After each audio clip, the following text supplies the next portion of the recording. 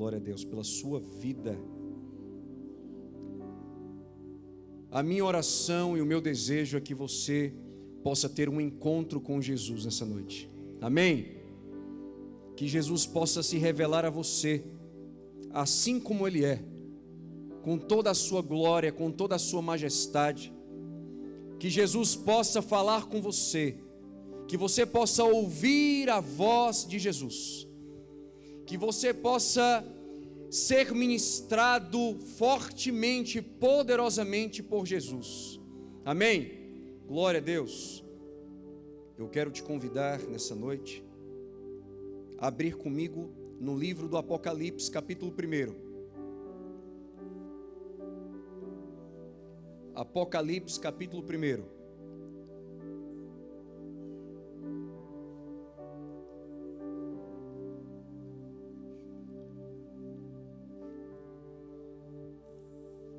Apocalipse, capítulo 1. Nós vamos ler apenas os primeiros versos e versículos. Diz assim a palavra do Senhor. Apocalipse, capítulo 1, versículo 1. Revelação de Jesus Cristo, que Deus lhe deu para mostrar aos seus servos o que em breve há de acontecer. Ele enviou o seu anjo para torná-la conhecida ao seu servo João, que dá testemunho de tudo o que viu, isto é, a palavra de Deus e o testemunho de Jesus Cristo.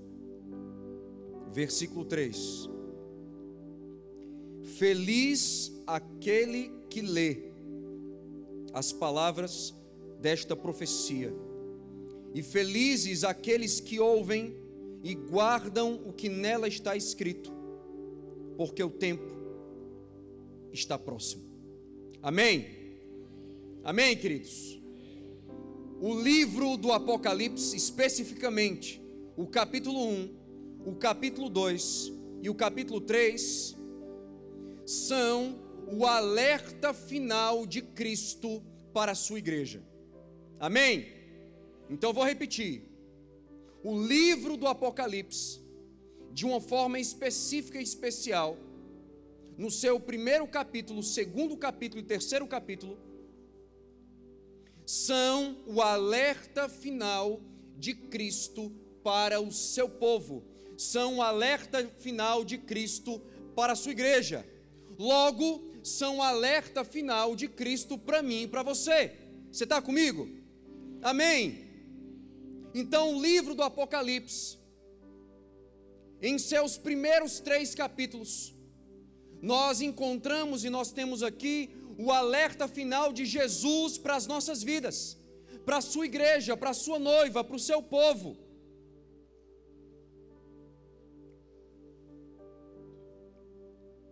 É novamente meia-noite.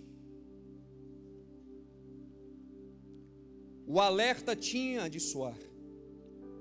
A hora era de desespero. No ano de 1775, a cidade de Boston dormia com os navios ingleses ancorados em seu porto. Ninguém estava percebendo que o destino da jovem nação americana era mais do que incerto, era duvidoso. E isto porque a cidade encontrava-se inundada por tropas inglesas prontas a atacar o país. A América estava fadada a morrer no seu nascedouro. Escute, na noite de 18 de abril de 1775, os soldados ingleses marchavam silenciosa e ocultamente pelas ruas de Boston em direção à zona portuária, onde em pequenos barcos eles cruzariam o rio Charles. E qual era o objetivo desses soldados ingleses? O objetivo deles era cruzar o rio Charles para iniciar um ataque surpresa a todos os patriotas e colonos da jovem nação americana. E isso aconteceu no dia 18 de abril de 1775. O futuro da América parecia tão escuro quanto o céu naquela meia-noite. Deixa eu te dizer uma coisa. O inimigo das nossas almas, ele não vem fardado, ele vem camuflado. E nós, como igreja, como povo de Deus, nós devemos ficar alertas, não com o antagônico, com aquilo que é totalmente diferente, que destoa, mas nós devemos tomar bastante cuidado com o similar, com aquilo que é semelhante, parecido com o pseudo-evangelho. Jesus, no seu sermão profético, em Mateus, no capítulo 24, especificamente no início do seu sermão, no versículo 4, Jesus começa então o seu sermão profético dizendo: cuidado para que ninguém os engane.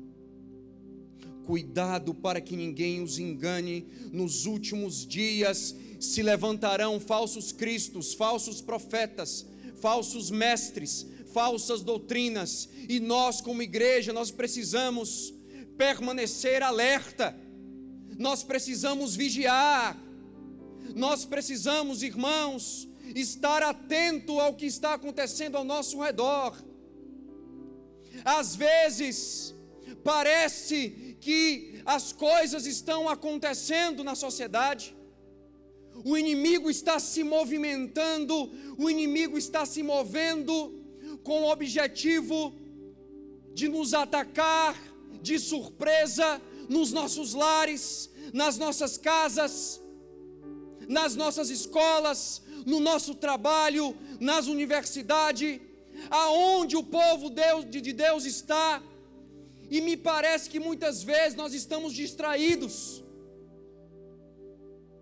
como se nós não tivéssemos inimigos, como se nada tivesse acontecendo ao nosso redor.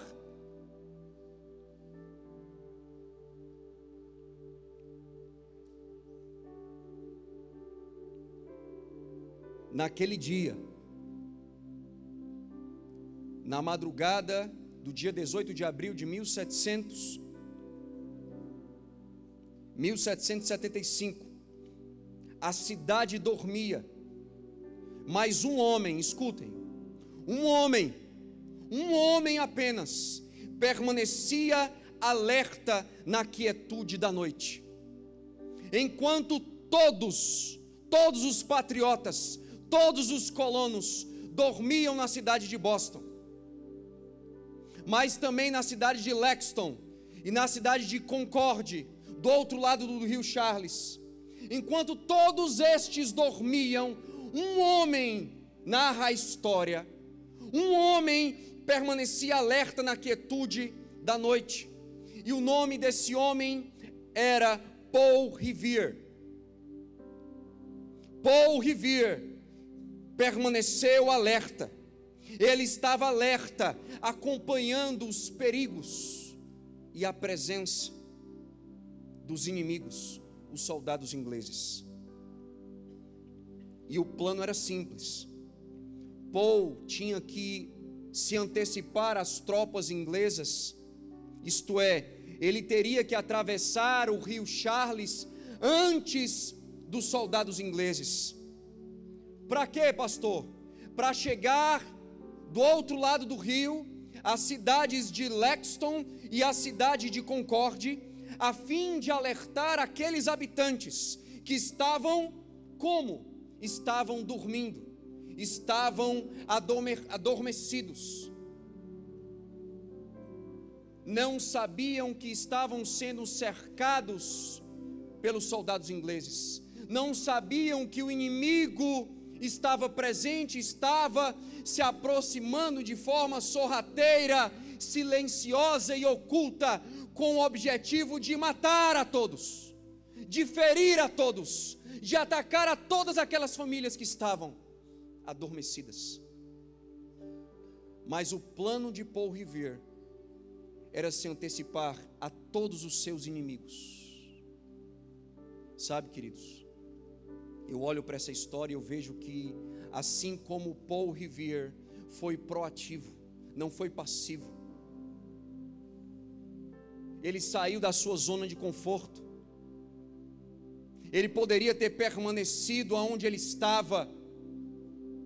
Ele poderia ter contemplado ali os soldados ingleses tomando as ruas de Boston,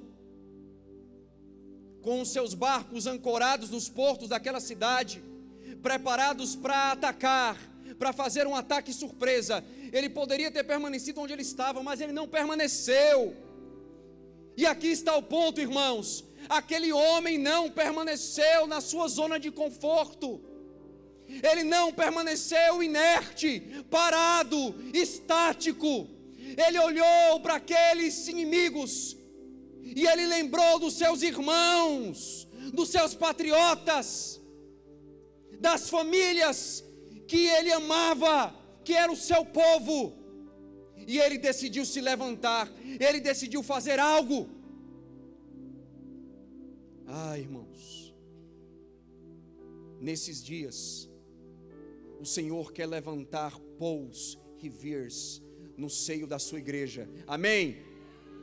Nesses dias o Senhor quer levantar e vai levantar. Eu profetizo que o Senhor vai levantar no nosso meio, no meio da sua igreja, homens e mulheres como Paul Revere, que olharam para aquele cenário de morte, de destruição, de perigo, de ataque do inimigo, e não permaneceram inertes, mas se levantaram, e se levantaram com um objetivo. Sabe, muitas vezes, irmãos, nós como igreja, nós nos levantamos, nós erguemos os nossos braços, muitas vezes, nós até abrimos os nossos lábios, mas sem propósito, sem objetivo, sem um plano, sem uma estratégia, sem um projeto de Deus. Irmãos, nós temos que nos levantar sim. Nós temos que abrir os nossos lábios, temos que abrir sim, mas para fazer a vontade de Deus, para anunciar o Evangelho de Deus, para anunciar a vontade de Deus, para anunciar como anunciou os profetas, os oráculos do Senhor, o juízo de Deus, a justiça de Deus, a mensagem de Deus. Amém, irmãos? Queridos, Paul Revere, ele tinha o objetivo de cruzar aquele rio, a fim de alertar os seus patriotas que estavam adormecidos, apesar do perigo que ia se aproximando.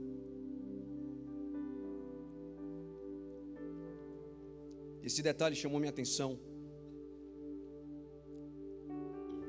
Todos os colonos e patriotas da jovem nação americana, daquela jovem nação que estava nascendo, estavam naquele dia adormecidos, apesar do perigo que ia se aproximando. Muitas vezes nós nos encontramos assim, não é verdade?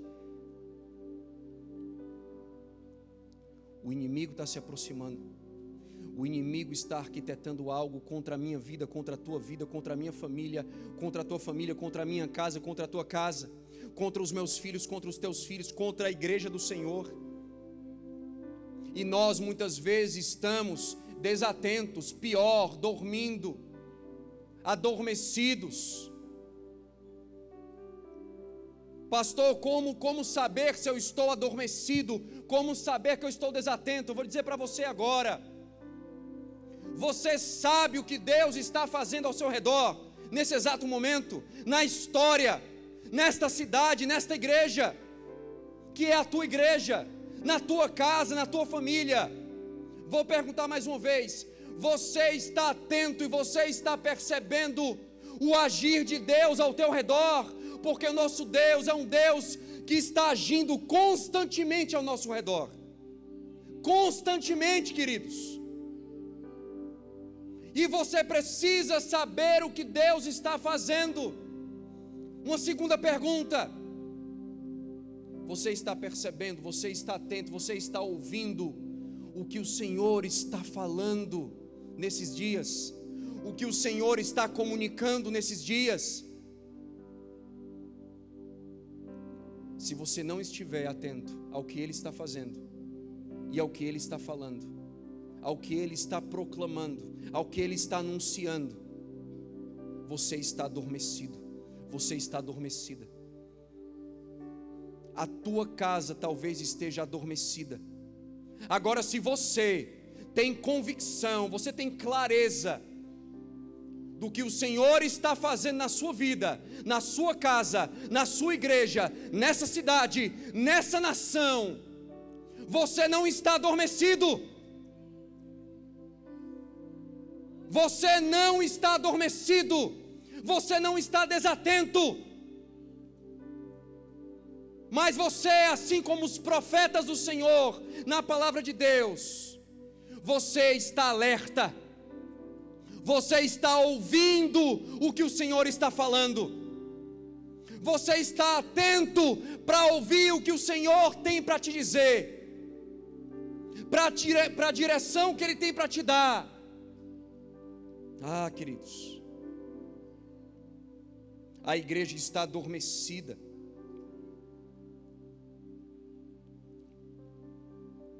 A igreja está adormecida e ela dorme o sono da negligência. Onde estão os cristãos responsáveis? Onde estão aqueles que não negociam o evangelho por nada e por ninguém? Onde estão?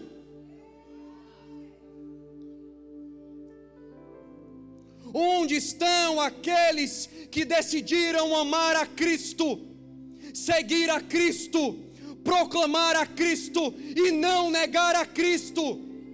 Eu preciso te perguntar mais uma vez: onde estão aqueles que decidiram na sua geração amar a Cristo, seguir a Cristo, conhecer a Cristo, proclamar a Cristo e não negar a Cristo? Vai vir perseguição, vai. Vão se levantar para te prejudicar, para te caluniar.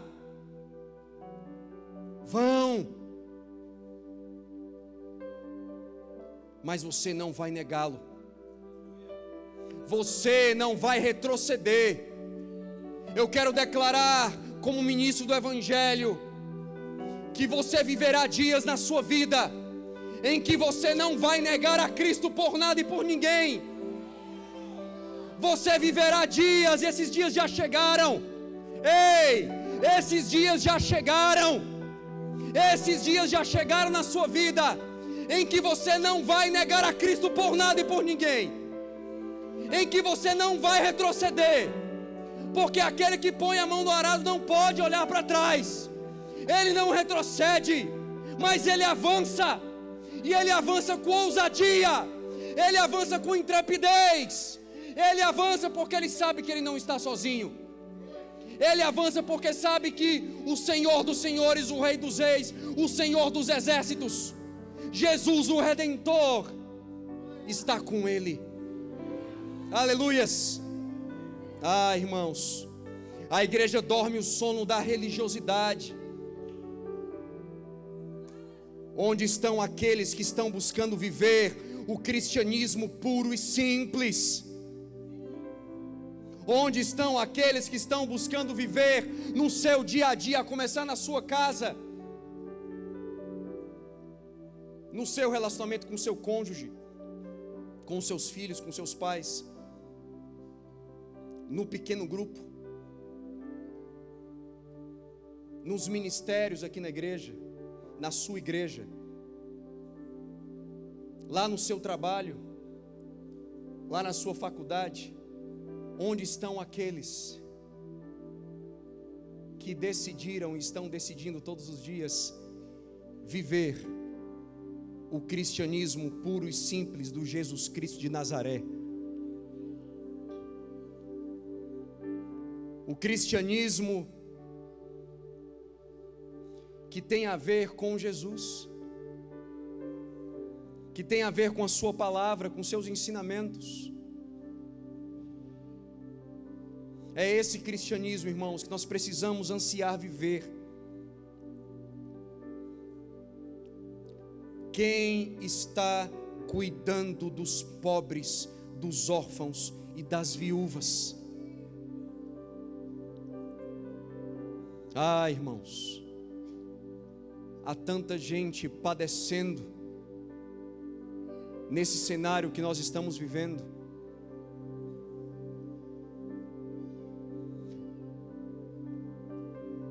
Há um decreto, nós não precisamos mais usar máscaras, é facultativo, pastor Gladson. Mas não é porque agora nós não precisamos usar máscaras que nós vamos agora deixar de nos preocupar com o próximo, que nós vamos deixar de olhar para o próximo como alguém que carece de Jesus, como alguém que carece de uma palavra de esperança, de fé, como alguém que carece de ser tocado, curado, liberto e transformado pelo Jesus Cristo de Nazaré. A começar você. Não é porque você agora está sem máscaras que as coisas vão mudar na sua vida, que tudo vai melhorar. Não. Ah, irmãos, nós temos aprendido com o nosso pastor, nosso apóstolo Luiz Hermínio, que a mudança, ela acontece nas nossas vidas aqui dentro, de dentro para fora. É muito possível que muitas pessoas nesses dias, mesmo sem máscaras, continuem vivendo com máscaras. Mesmo sem máscaras, continue vivendo de aparência. Continue vivendo como um hipócrita. Mas o nome de Jesus, irmãos, mais do que tirar essas máscaras que nós estávamos usando aí por mais de 2 anos, debaixo de um decreto nacional, estadual, que de verdade você decida nesta noite, a partir desta noite, mais do que nunca, viver uma vida verdadeira, genuína e autêntica diante de Deus. Amém? Ah, irmãos, a igreja dorme o sonho da superficialidade também. Onde estão os cristãos que têm um relacionamento íntimo, íntegro e profundo com Deus? Onde estão os cristãos que priorizam o seu relacionamento com Jesus, que investem tempo e tempo de qualidade com Jesus todos os dias? Ah, queridos, é fácil a gente vir para o culto, participar de uma programação, de um evento, até mesmo de um pequeno grupo, e continuar vivendo uma vida superficial, uma vida sem profundidade.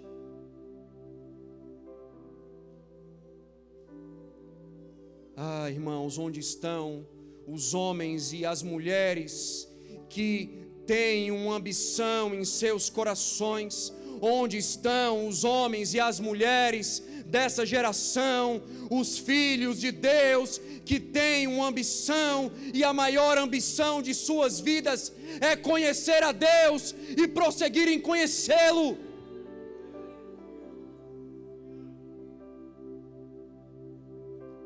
Ah, queridos, a igreja, ela dorme o sono da falta de integridade. Onde estão os homens piedosos que buscam viver reto, íntegro e correto, que não são corruptos e maledicentes, que não são hipócritas e mentirosos, que não são imorais? Onde estão os homens de Deus, as mulheres de Deus, que vão viver uma vida reta e íntegra, em meio à sociedade, ao mundo vil e tenebroso, marcado pelo pecado?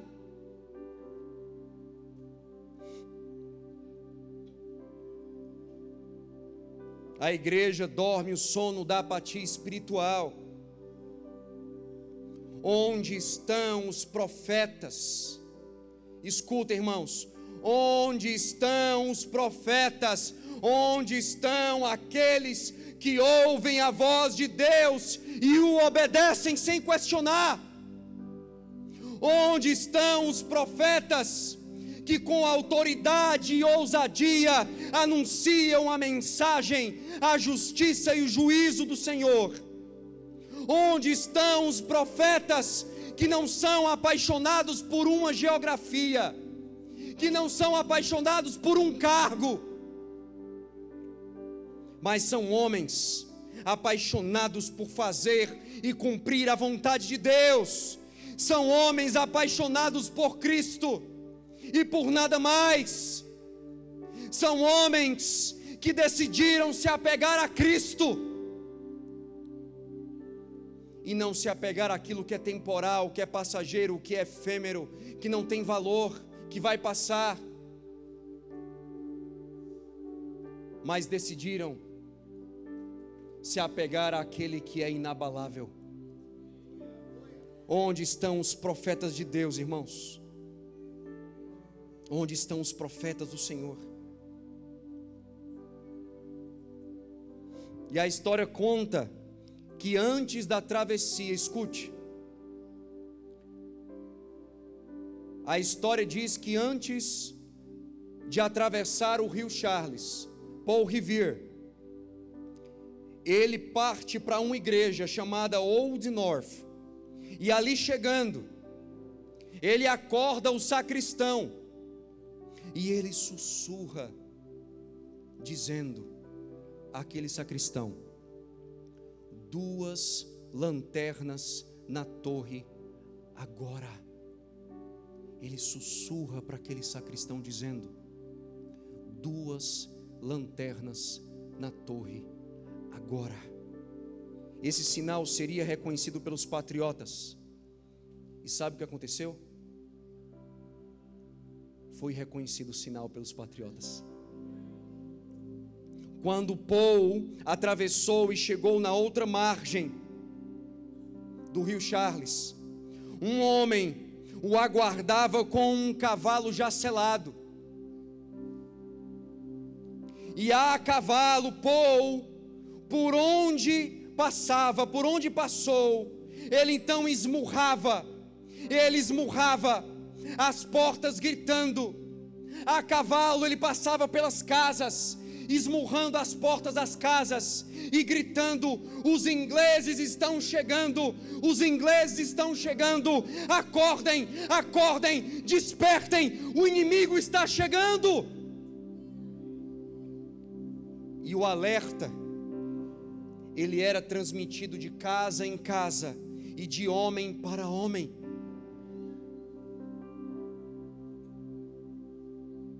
Ah, queridos, nesses dias o Senhor está trazendo uma palavra de alerta para o meu coração e para o seu coração. Agora, nós não podemos guardar essa palavra conosco. Isso é ser egoísta. Isso é não entender o que o Senhor quer fazer comigo e contigo, com a minha vida e com a tua vida, em mim, através de mim, em você, através de você. Se o Senhor está trazendo uma palavra de alerta para o teu coração, para a tua casa, para a tua família, então você precisa abrir os teus lábios. Melhor, você precisa se levantar como Paul se levantou, e você precisa abrir os seus lábios, assim como Paul abriu, e você precisa gritar, assim como aquele homem gritou, esmurrando as portas das casas, porque ele entendeu a gravidade da situação, e ele entendeu que ele trazendo uma palavra de alerta, ele poderia salvar aquelas famílias. Você está entendendo o que Deus está falando com você? Muitas vezes Deus vem com uma palavra poderosa aos nossos corações, mas esta palavra que Ele divide comigo e contigo, que Ele envia do trono dEle para a minha vida e para a tua vida, não pode parar em mim, não pode parar em você. Você precisa levar essa palavra adiante. Você precisa, com o mesmo sentimento de urgência, de amor, que aquele homem se levantou e foi e alertou, você precisa se levantar. E você precisa ali, bater na porta dos teus vizinhos, bater na porta dos teus familiares, bater na porta dos teus amigos, dos teus irmãos, que não estão vindo mais para a igreja por N motivos, porque estão com medo. Você precisa ir ao encontro das pessoas, e você precisa dizer para elas: eu tenho uma palavra de Deus para a tua vida. Eu sei que você está com medo, eu sei que você está abatido, eu sei que você está passando por uma crise sem precedentes na sua vida, na sua história, mas eu vim aqui para te trazer uma palavra de Deus para o teu coração. Eu vim aqui para te dizer que há esperança, há esperança. Ah, queridos, aqueles americanos estavam prontos a morrer pela liberdade e por suas famílias.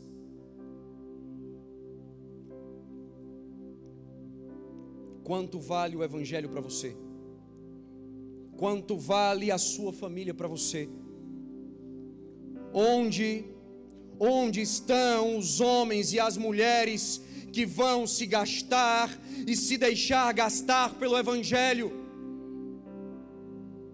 Eu pergunto para você. Aqueles americanos estavam prontos, eles estavam prontos a morrer por uma causa, e eu te pergunto: você está pronto? Você está pronto a morrer por uma causa? Pela causa de Cristo, pela causa do evangelho? Você está pronto? Se não, o que falta para você se posicionar? O que falta para você decidir se levantar?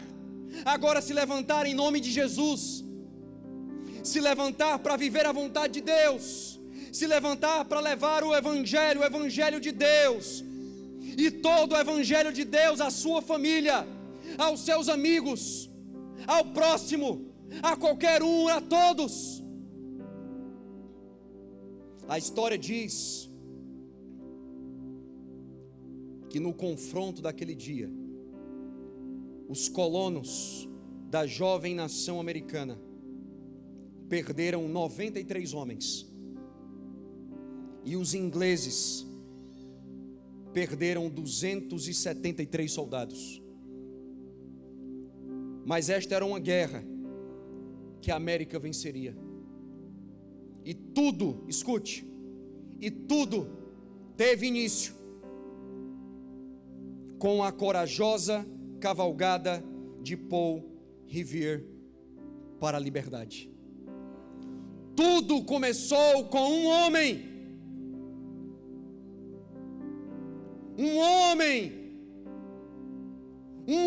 queridos,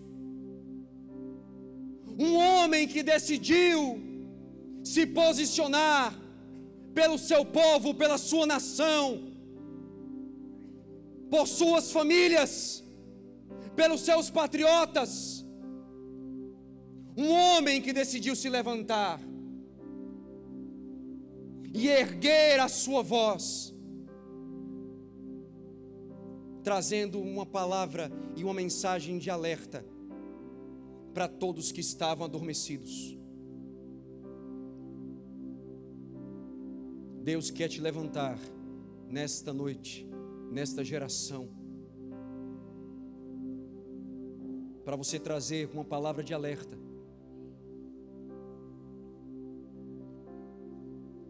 Para todos aqueles que estão adormecidos.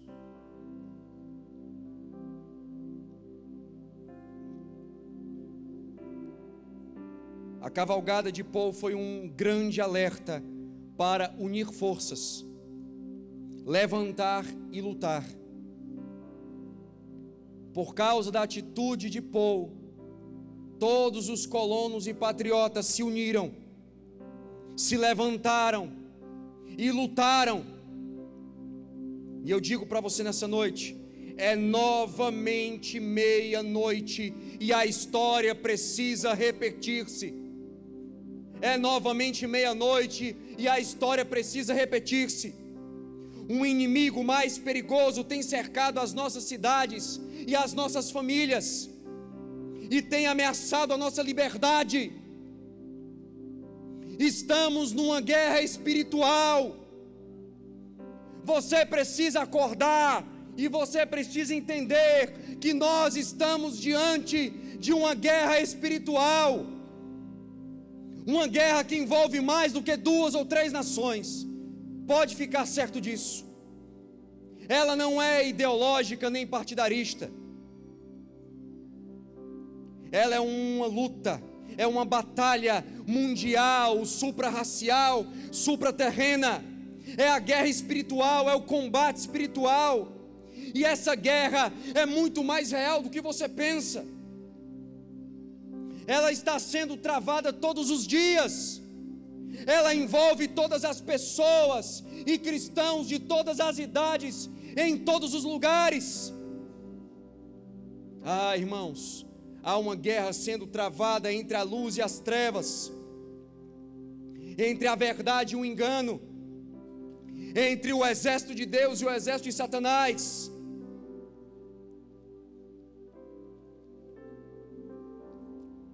Há um combate, escute, há um combate espiritual que temos que travar todos os dias. Você está comigo? Há um combate espiritual que você precisa travar todos os dias. O verdadeiro cristianismo, não falso, não pseudo, mas o verdadeiro cristianismo, ele é um combate. O verdadeiro cristianismo é um combate.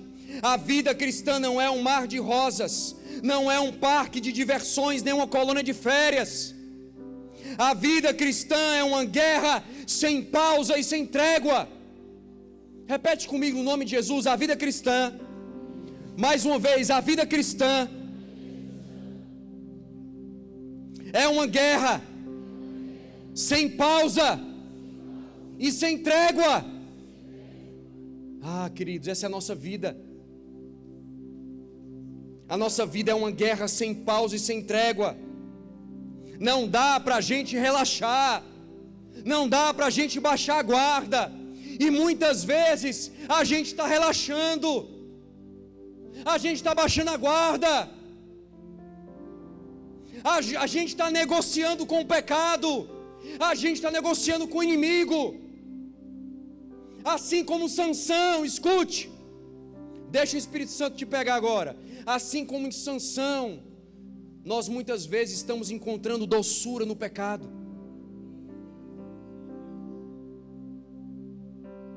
E aí nós baixamos a guarda, e aí nós negociamos com as trevas, e aí nós negociamos com o pecado, e nós não podemos baixar a guarda, nós não podemos negociar com o pecado.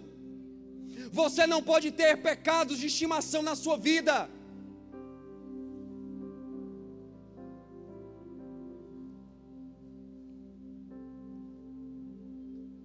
A Bíblia diz em Efésios capítulo 6 que a nossa luta não é contra carne e sangue, mas ela é espiritual. Você está entendendo? A nossa luta não é contra carne e contra sangue, mas ela é absolutamente espiritual. Quando eu trato o outro como meu inimigo, eu faço do meu inimigo meu amigo. Você está entendendo o quanto que é perigoso? Quando eu olho para o outro, para o próximo, como meu real inimigo, eu subestimo o meu real inimigo.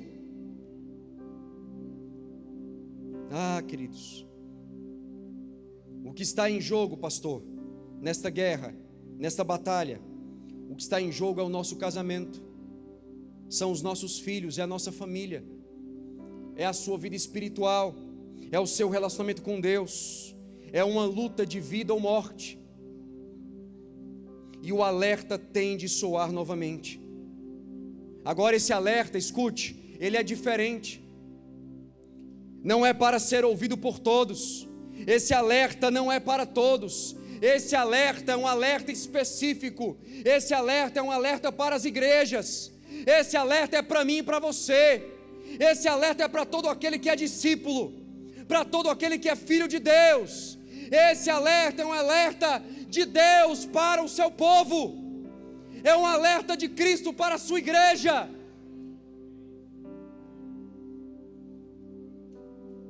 Ah, irmãos, por que precisamos ouvir esse alerta? Obrigado, pastor.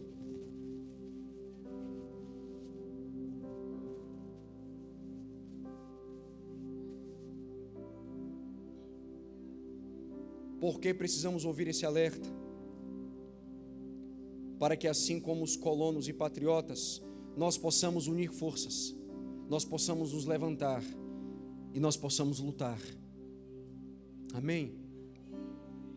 Nós precisamos parar para ouvir o que Deus está falando.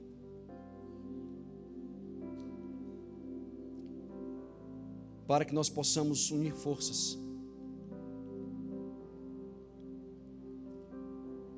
Viver em unidade não é fazer a mesma coisa.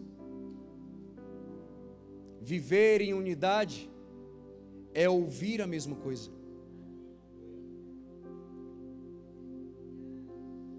Nós precisamos parar para ouvir, irmãos. Ouvir Deus. Porque o nosso Deus não é o Deus irresponsável. O nosso Deus não é o Deus incoerente.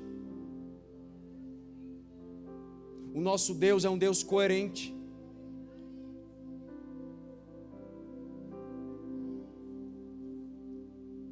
A sua mensagem, a sua palavra é para todos nós, é para a sua igreja.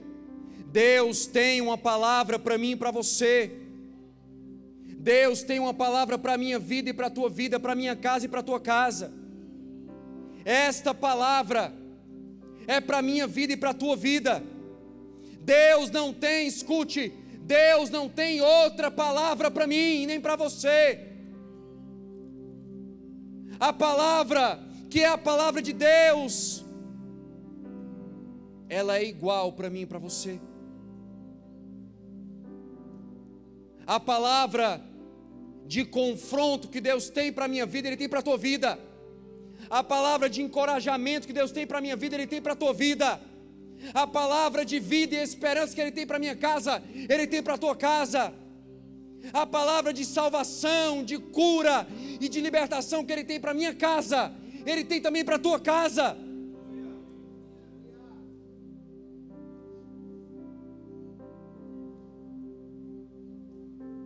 A pergunta não é qual é a vontade de Deus para a minha vida. Essa é a pergunta errada. Por muitos anos eu fiz essa pergunta para o Senhor: Senhor, qual é a tua vontade para a minha vida? Nós não devemos fazer essa pergunta. Que pergunta fazer então, pastor? A pergunta certa e correta é: qual é a vontade de Deus?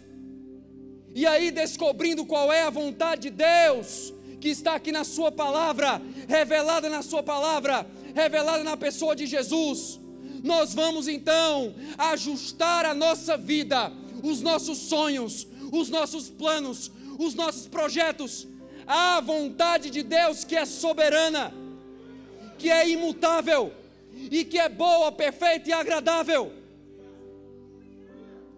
Céus e terra passarão, mas a sua palavra, a sua vontade, os seus preceitos, os seus propósitos eternos permanecerão. Queridos, nós precisamos saber qual é a vontade de Deus e procurar viver a vontade de Deus.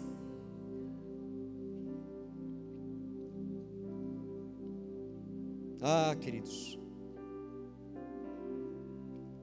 esses 3 capítulos do livro do Apocalipse, eles mexeram muito comigo ano passado. Deus ministrou muito ao meu coração, me confrontou, irmãos, vocês não sabem quanto.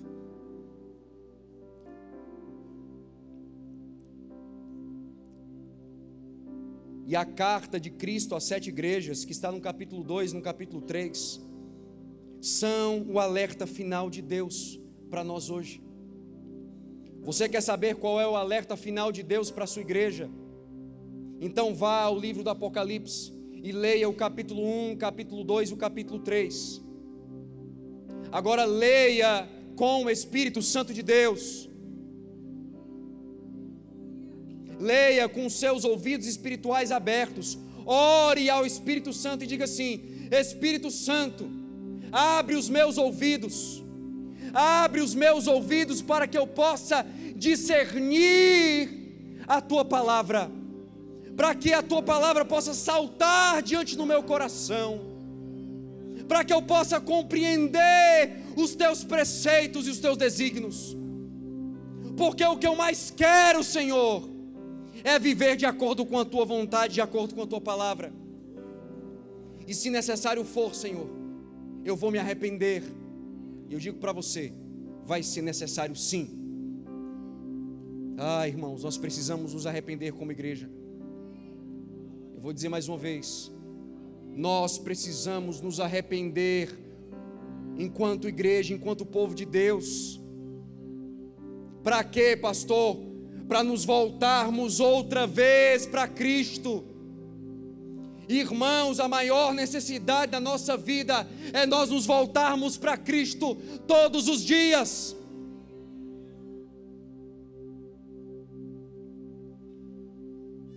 O Senhor quer nesses dias nos alertar, nos chacoalhar e nos tirar do sono, a fim de que possamos nos levantar e pregar essa mensagem.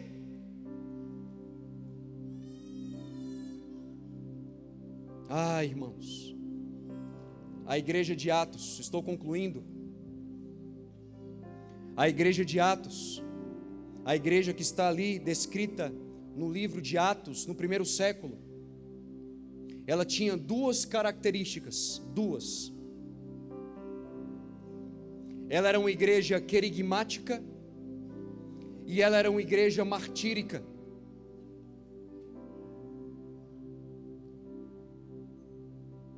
A mensagem que aquela igreja pregava está em Apocalipse, no capítulo 1, no versículo 1. Em Apocalipse, no capítulo 1, no versículo 1, o texto que nós lemos começa dizendo: revelação de Jesus Cristo. Aqui em Apocalipse, no capítulo 1, nós encontramos o propósito do livro do Apocalipse. No seu primeiro capítulo, no seu primeiro versículo, o propósito do livro do Apocalipse é revelar Jesus. Jesus, ele é tanto a revelação do Apocalipse, ele é tanto a revelação do Apocalipse, como a revelação do Apocalipse. Eu vou explicar. Jesus, ele é tanto a revelação do livro, ele é a fonte dessa revelação, como ele é também o alvo dessa revelação. Não há livro mais cristocêntrico e cristológico, centrado em Cristo, do que o livro do Apocalipse. Não há.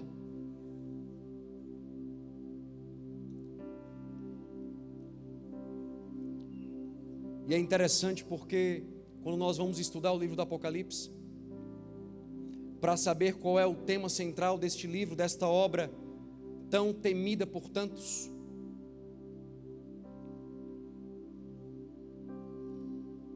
Muitos têm medo de ler o Apocalipse, porque acreditam que não estão preparados espiritualmente para ler.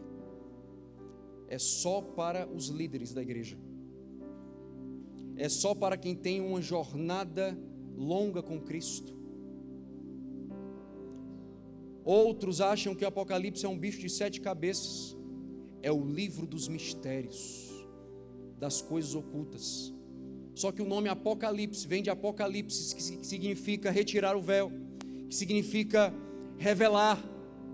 Apocalipse não é o livro das coisas ocultas. Apocalipse é o livro da revelação, que traz luz àquilo que estava oculto. E a maior e principal revelação desta obra, irmãos, é a pessoa de Jesus. E nós vemos isso de forma muito clara no seu primeiro capítulo. O próprio Jesus se revelando quem Ele é, a sua glória, a sua majestade. E aquela igreja, os nossos irmãos do primeiro século, eles conheceram Jesus, eles tiveram a revelação de quem Jesus é, eles tiveram uma experiência profunda e transformadora com Jesus Cristo.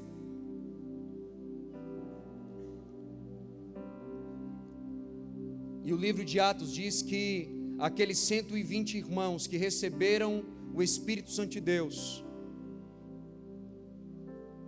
eles se levantaram com ousadia, com intrepidez, para pregar o Evangelho de uma forma diferente, agora cheios do Espírito Santo de Deus, agora cheios de ousadia, cheios de intrepidez, cheios do fogo de Deus, cheios do amor de Deus, cheios da graça de Deus, cheios da verdade de Deus. Eles se levantaram para pregar o Evangelho, o Cristo crucificado e o Cristo ressurreto. Irmãos, mas foi muito mais do que isso, porque aqueles que pregavam e anunciavam e proclamavam a mensagem de Jesus, a mensagem do Cristo, o próprio Cristo, quando receberam do Espírito Santo de Deus, aqueles que pregaram e pregavam a mensagem, eles foram transformados na própria mensagem. O Espírito Santo de Deus os transformou, os restaurou, os curou, e eles se tornaram cartas vivas. Portanto, além de ser uma igreja querigmática, proclamadora, anunciadora, eles se tornaram uma igreja martírica.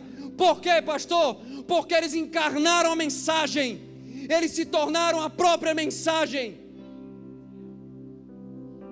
Irmãos, é o que Deus quer fazer comigo, com você nessa noite, amém? Fique em pé no nome de Jesus. Mais do que nos levantar para que nós possamos proclamar, pregar e anunciar o alerta final de Deus para a sua igreja, a mensagem de Cristo. Deus quer te tocar nessa noite, Deus quer te curar, Deus quer te libertar, Deus quer te despertar. Você que tem vivido adormecido, você que tem vivido uma vida adormecida, uma apatia espiritual, Deus, Ele quer te tocar e está te tocando nessa noite. Porque assim como aqueles irmãos, os nossos irmãos receberam do Espírito Santo de Deus naquele dia, e eles estavam reunidos, prostrados, confessando os seus pecados, se arrependendo, humilhados, buscando a presença de Deus em oração, em jejum, em intercessão. Queridos, assim nós precisamos fazer o mesmo também. Amém? Quantos estão entendendo? Porque a vontade de Deus é nos transformar, é nos restaurar, para que nós possamos ser cartas vivas, homens e mulheres marcados pela mensagem do Cristo, homens e mulheres carregados com o amor do Cristo, com a vida do Cristo, com a verdade do Cristo, com a compaixão do Cristo,